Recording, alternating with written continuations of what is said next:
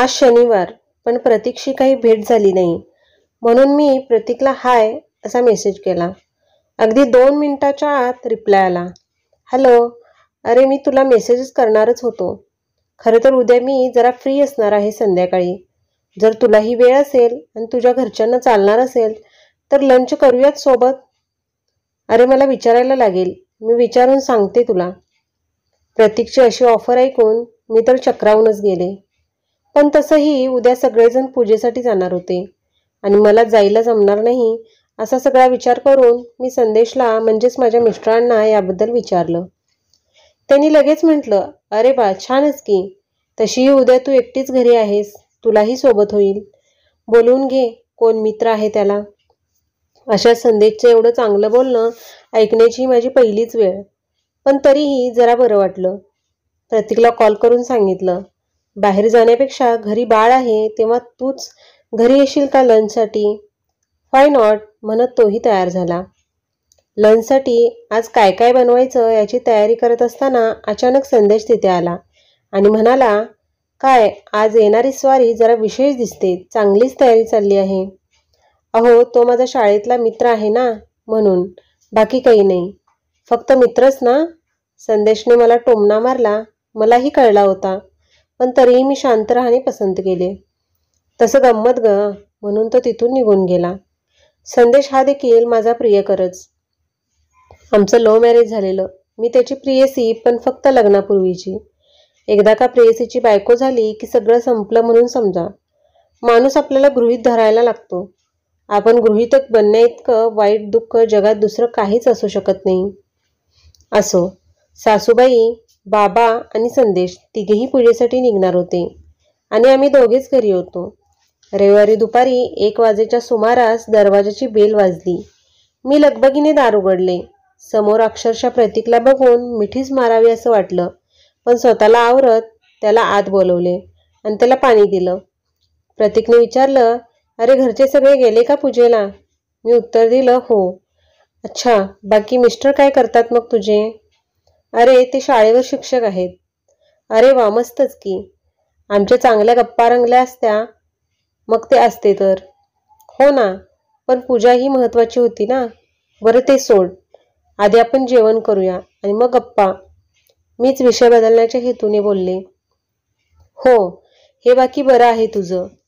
माझ्या मनात आणि पोटात काय गडबड आहे तुला लगेच कळतं. हा, मग मैत्रीण कुणाची आहे. तसं तो चटकन लहानपणी बोलायचं तसं ओठावर बोट ठेवून बोलून गेला, कुणाची हे गड्या. आणि मग आम्ही दोघेही हसलो. जेवणाला सुरुवात करताना प्रतीकने हात जोडले आणि ओम शांती शांती शांती म्हणत ताटाला नमस्कार केला आणि पहिला घास घेतला. वाह, पोळी आणि भाजी दोन्ही अगदी चमचमीत झाले आहेत. तुझ्या हाताला तर चांगलीच चव आहे राव. कितीतरी वर्षानंतर कुणीतरी माझं कौतुक करत होतं. ऐकून माझ्या डोळ्यातील 2 थेंब अचानक घरघळायला लागले. मी ते पुसणार तेवढ्यात त्याने ते बघितलं आणि विचारलं, काय ग, काय झालं. रडतेस का. नाही, मी नाही रडत. मी तुला आज नाही ओळखत अनिका. खरं खरं सांग काय झालंय ते. तुला माझी शपथ आहे. अरे एवढा काही नाही. खूप दिवसांनी कुणीतरी असं कौतुक केलं ना, म्हणून छान वाटलं. म्हणजे संदेश तुझं कौतुक करत नाही का. तसं काही नाही रे. तू जेवण कर बरं आधी. बरं काय वाढू तुला. गुलाबजामुन घेतोस का. नको, आधी तू काय झालंय ते सांग. अरे मी तुझं जेवण झालं की सांगते. आधी तू जेवून घे. अरे गुलाबजामुन कसे झाले ते नाही सांगितलंस. प्रतीक उत्तरला, मस्त झालेत. अगदी लहानपणी तुझी आई बनवायची तसेच. असं म्हणत प्रतीकने लवकरच जेवण संपवले. जेवण झालं. चहा की कॉफी असं विचारल्यावर त्याच्या नेहमीच्या शायरी अंदाजात तो बोलला, कॉफी तो बेवफा है, वह मुंह बंद करवाती है. हम तो आशिक है चाय के, जो दिल खुलवाती है. त्याच्या बोलण्यातला ओघ समजून घेऊन मी किचनमध्ये गेले आणि मस्तपैकी आलं घातलेला चहा बनवायला घेतला. तयार झालेल्या चहाचा ट्रे टिपॉयवर ठेवत प्रतीकला चहा घेण्यासाठी इशारा केला आणि सोफ्यावर बसले. बाकी सगळे सोड, आधी नेमकं काय झालं ते सांग. अरे हो सांगते, एवढी काय विशेष नाही. आधी चहा संपवू मग बोलू. खरं तर विषय कसा सुरू करावा या विचारात मी होते. प्रतीकला मी का सांगावं हेही वाटत होतं, पण कुणासमोर तरी मोकळं व्हायला हवं म्हणून न राहून मी बोलायला सुरुवात केली. संदेश आणि मी एका कॉलेजमध्ये भेटलो. तो खूपच भारी स्टायलिश आणि मदमस्त राहायचा आणि त्याचं बोलणं अगदी गोड, मनमिळावू स्वभाव, अगदी कोणीही प्रेमात पडावं असा. माझ्याच काही मैत्रिणीमध्ये आणि माझ्यात अक्षरशः त्यांनी बघावं म्हणून चुरस लागायची आणि मग त्याची हळूवार नजर माझ्यावर पडली की मी घायाळ व्हायची.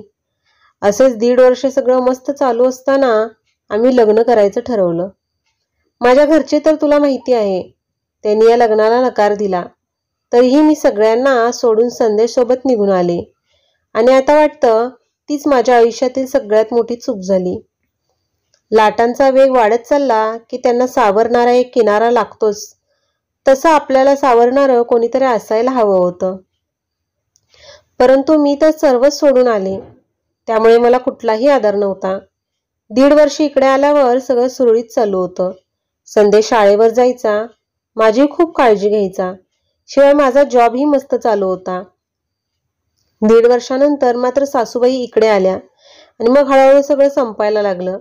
त्या माझ्यावर नको नको ते आरोप करायला लागल्या.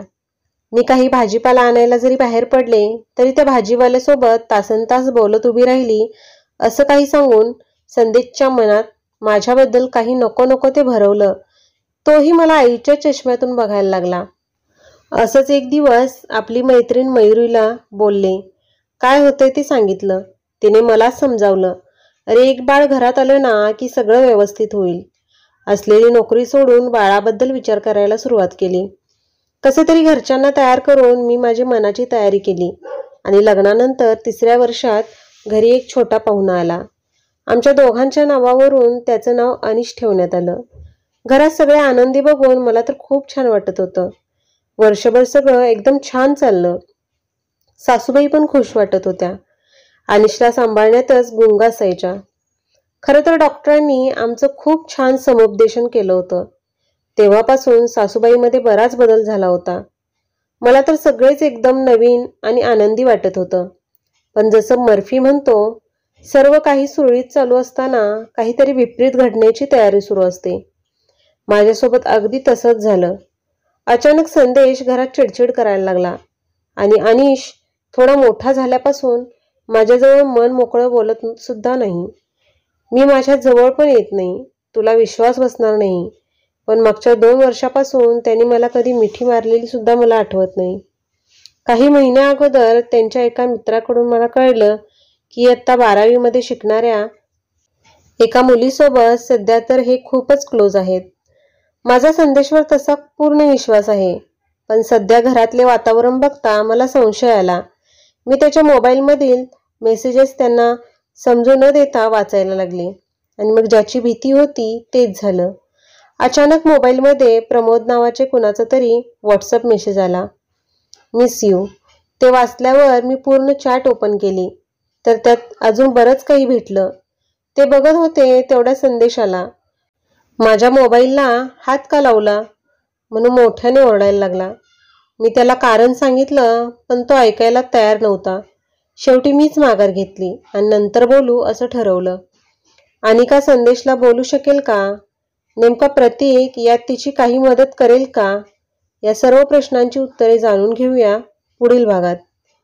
मैत्री की प्रेम भाग 3 मध्ये.